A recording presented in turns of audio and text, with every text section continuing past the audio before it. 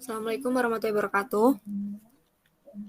We are from Group 4 and from Class 3B, and the members are Halfi Azzahra, Royin Tanjalin, Robi'atul Adawiyah, Tarisna Dwi Lutfiatul Maulidah, and Laellatul Sadiyah.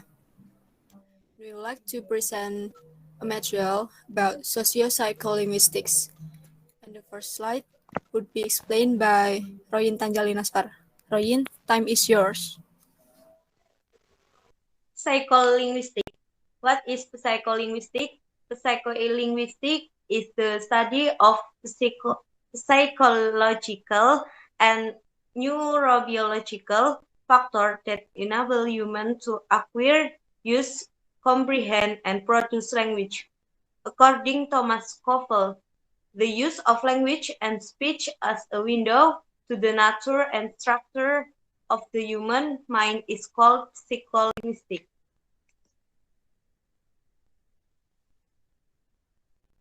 Next, please. Okay. What is the scope of psycholinguistics? Like just what explained before, we can conclude that psycholinguistics studies about the cognitive process on when humans use the language to communicate with others. Theoretically, the main goal is to find a psycholinguistic theory of language that is linguistically and psychologically acceptable to explain the nature of language and acquisition. Psycholinguistic scope is categorized into three major scopes. And the first is language comprehension, about how we perceive and understand speech and written language. In terms of understanding written or spoken language, it is one coding of the linguistics dimensions. Example, like phonology, grammar, meaning, that is important. People who have difficulty understanding tend to have low-quality word representations stored in memory. And the second is language production. Language production is a concept in psycholinguistics that describes the stage of speech from the initial mental concept to the spoken or written linguistic result. It describes all of the stage between having a concept and translating that concept into linguistic form. And the last is language acquisition. It is the process by which humans acquire the capacity to perceive and comprehend language, as well as to produce and use words and sentences to communicate. Language acquisition usually refers to first language of their native language. Next, please.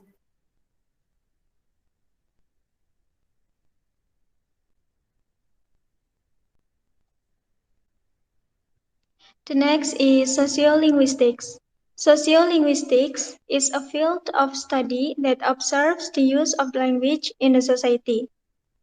In sociolinguistics, the object of study is the speakers, how they use the language, what factors influence them to do so. Sociolinguistics is the study of language in relation to society. Jadi, sosiolinguistik adalah bidang studi yang mengamati penggunaan bahasa di masyarakat. Di dalam sosiolinguistik, objek kajiannya adalah si pembicara, bagaimana mereka menggunakan bahasa, dan faktor apa saja yang mempengaruhi mereka untuk melakukannya. Pada intinya, sosiolinguistik adalah studi bahasa yang berkaitan dengan masyarakat.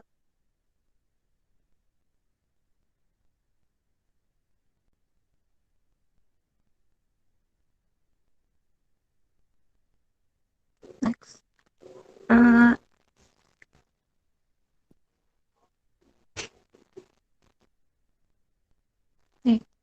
In this sense, we will present with difference in language, dialect, and other variation of language. For example, Indonesian include in the language.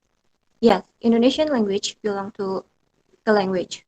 What about Tegalan and Ngapak? Tegalan and Ngapak are not languages, but are dialect.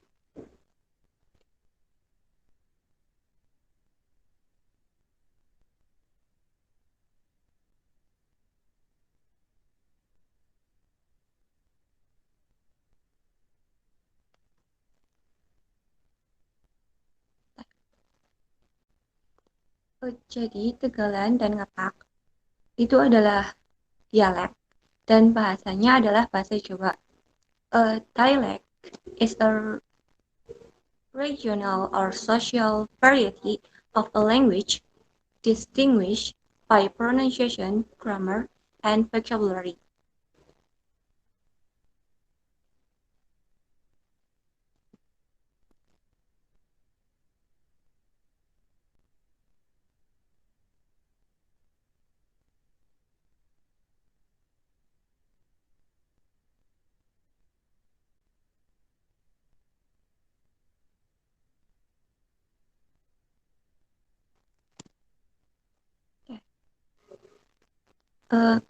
Pidgin and Creole. Pidgin is a language so completely new that it has no native speakers. Its characteristic is that it has no native speakers.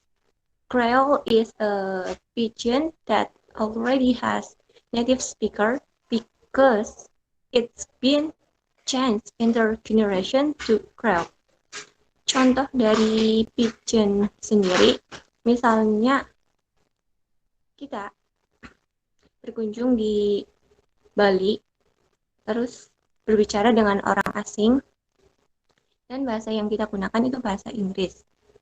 Dan lafalnya disesuaikan dengan lidah Indonesia. Contohnya, ketika kita mengucapkan very cheap di dalam, biasanya orang Indonesia itu mengucapkannya dengan very cheap. Terus, thousand itu thousand, and five itu five, and others. Contoh dari Creole sendiri itu misalnya ketika seorang pria dan wanita menikah dan mereka memiliki bahasa yang berbeda, misalnya bahasa Indonesia dan bahasa Jawa, dan kemudian muncullah bahasa baru atau pidgin yang menjadi bahasa rumah yang digunakan bersama dan menjadi bahasa ibu bagi anak mereka. Next slide, please.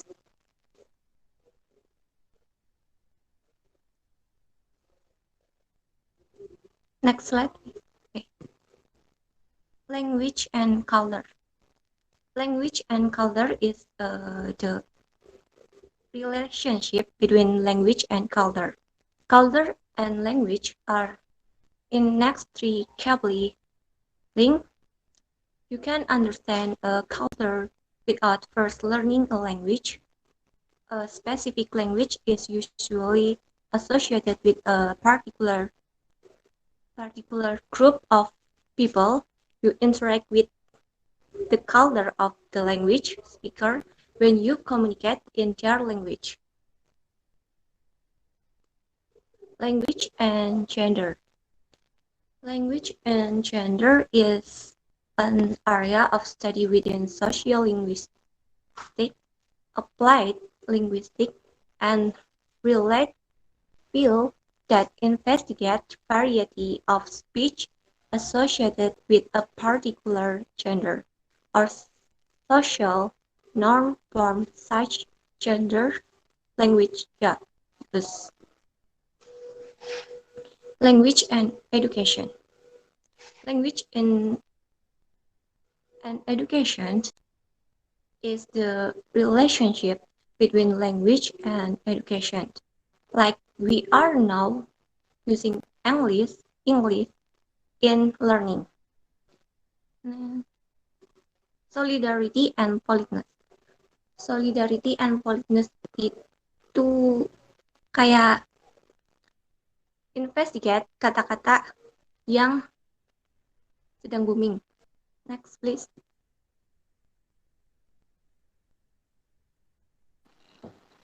Similarities and difference between sociolinguistics and psycholinguistics. Next slide, please. As announced, the difference between sociolinguistics and psycholinguistics is that sociolinguistics is a linguistics, the study of social and cultural effects on language, while psycholinguistics is is linguistics, the study of the comprehension and production of language in its spoken, written, and spoken forms. Next slide, please. Both are branches of linguistics, which is the study of language. Sociolinguistics concerned with the relationships between language and society, like how someone speaks in certain situations with certain people can actually tell a lot about them. This study concerned with such trivial things like how you phrase your words, how you pronounce them, and the body language, and how they are all connected with and shape society. And psycholinguistics is actually combination of linguistic and psycholinguistic, and it concerns with how people use language as a system and how people acquire their first and second language and use them as communication tools. And for example, sociolinguistics may concern with how dialects are different from region to region or from one social group to another. An example psycholinguistic is my concern with how children and adults have different capacity or ability to acquire their second language. Okay, next slide, please. Relationship, sociolinguistics, and psycholinguistics. Relationship would be that they both pertain to human communication. Both fields study and research specific aspects of the communicate through language, including all aspects of language linguistics, extralinguistic, and metalinguistic aspects of communication. Next slide, please. A simplification of the difference would be that sociolinguistics remain more closely related to philosophies and of communication and is considered an art subject. Psycholinguistics initially began as a new discipline merging psychology and linguistics and is continuously moving closer to cognitive science as it really still focuses on how language works in the brain. This field or cognitive science is quickly evolving. Psycholinguistics is a social science and leaning closer to science in many aspects of current research.